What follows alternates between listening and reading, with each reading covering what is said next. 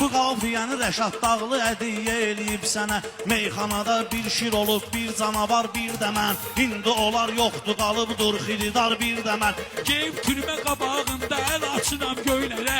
Bir Rəşaddır, bir qapıdır, bir də açar, bir də mən. Bir Rəşaddır, bir qapıdır, bir də açar, bir də mən. Rəşad Cahangeşdə baxıb deyir xididarlara, əziyyətini çəkib bir atası yadigar, bir də mən. Əziyyətini çəkib bir atası yadigar, bir də mən. Anamı itirdiyim gündə başımı itirmişəm mən. Dərdləşirəm hər gecə xəlvətdə məzar, bir də mən. Dərdləşirəm hər gecə xəlvətdə məzar, bir də mən. Hani Rəşad Buğarla aydın mənim ortaqlarım.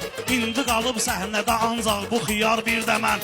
İndi qalıb səhnədə ancaq bu xiyar, bir də mən. Polad Həşimov dedi ki, erməni alçaqlara orduvuza bəsti mübariz Xudayar, bir də mən. Orduvuza Bəsti mübariz Xudayar, bir də mən. Bir dəfə udmuşam bunu, onda pulumu verməyib. Tavan verməyəndən oynamaram qumar, bir də mən. Tavan